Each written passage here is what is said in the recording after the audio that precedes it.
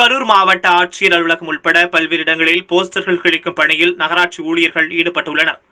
2021 சட்டமன்ற பொதுத் தேர்தல் வரும் ஏப்ரல் 6ஆம் தேதி தமிழகம் முழுவதும் ஒரே கட்டமாக நடைபெறவுள்ள நிலையில் இதற்கான அறிவிப்பை தேர்தல் ஆணையம் வெளியிட்டது.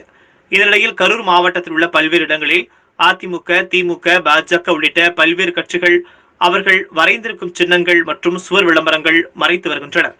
இந்த நிலையில் அரசு சுவற்றில் அரசியல் கட்சிகள், அரசு சங்கங்களின் சுவர் விளம்பரங்களை அழிக்கும் பணி, போஸ்டர்கள் கிழிக்கும் பணியில் கரூர் நகராட்சி ஊழியர்கள் தீவிரமாக செயல்பட்டு வருகின்றனர். கரூர் மாவட்ட ஆட்சியர் அலுவலகத்தில் அலுவலக வளாகத்தின் முன்பு போஸ்டர்கள் கிழிக்கும் பணியில் நகராட்சி ஊழியர்கள் தீவிரமாக களமிறங்கி சுவரொட்டி எனப்படும் போஸ்டர்களை கிழித்து வருகின்றனர்.